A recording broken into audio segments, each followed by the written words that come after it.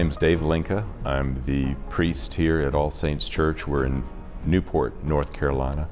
I've been here since 2009, so 12 years. Today, I'd like to share a testimony of corporate and individual forbearance and perseverance. It's renewal that's happened in my life and in the life of the congregation here. And that story, goes back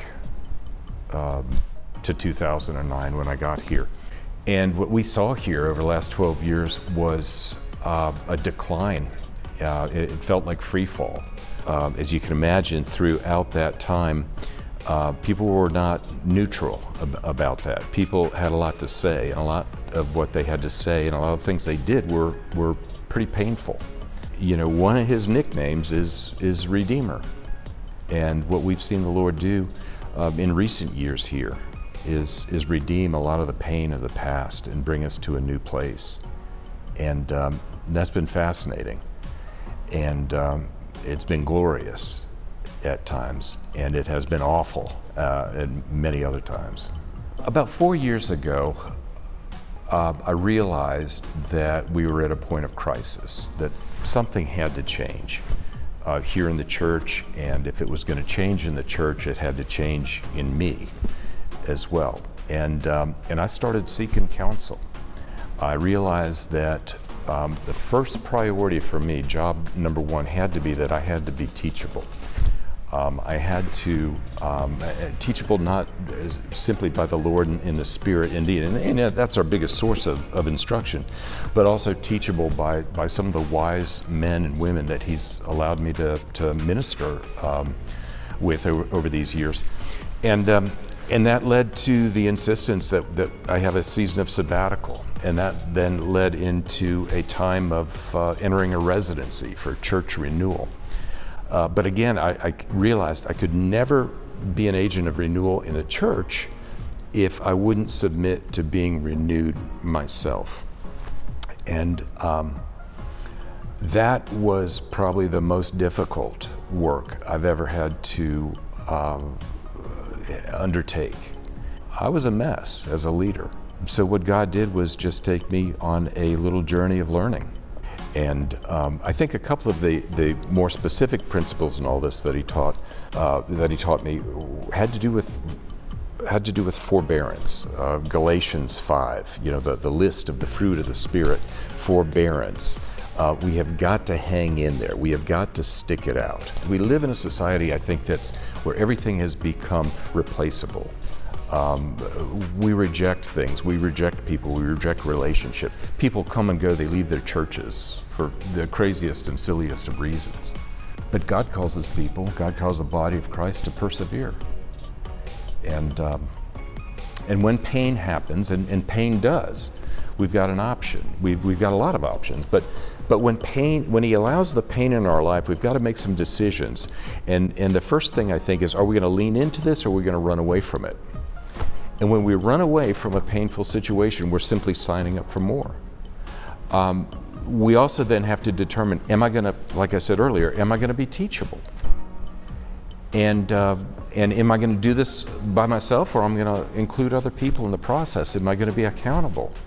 Because if I want to go it alone, I'm just signing up for more pain.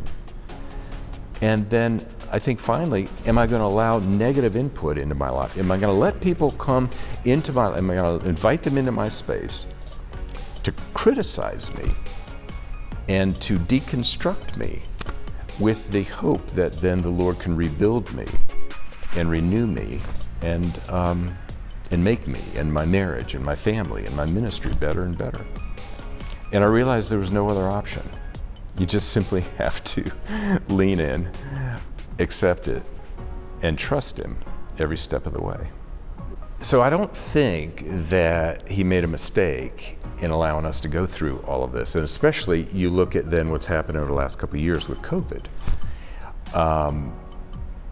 We marched into COVID having been through this season of understanding the imperative to endure and persevere. So when COVID hit, it was like okay, God, I guess you're giving us an opportunity now to demonstrate if we're authentic. And so we leaned in and we looked for the blessing in all of this. We looked for ways not to be stupid, but we looked for ways to take moderate risk and come together as often as we could. Another thing that's been really cool too around here is that we realized that during the pandemic, a lot of churches, a lot of ministries were really pumping the brakes and shutting things down.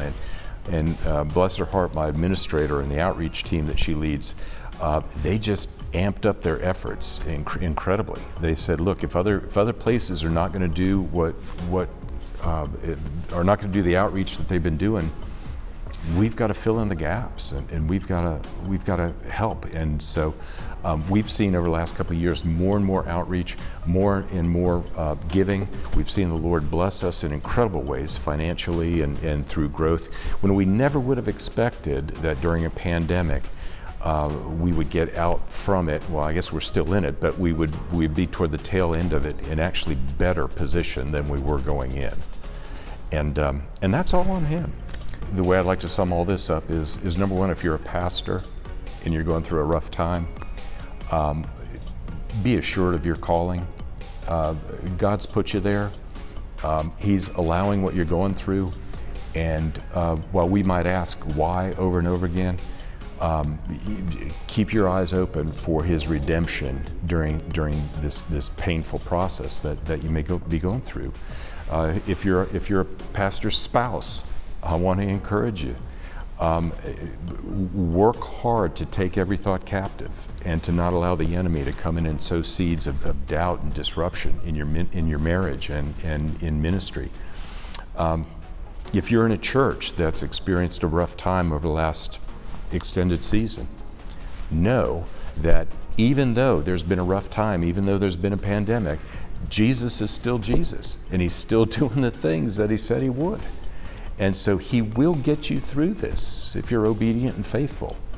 And by His Spirit, if we'll lean in and take risks, if we'll come together as the body of Christ, there's no telling what glorious things He'll accomplish through you.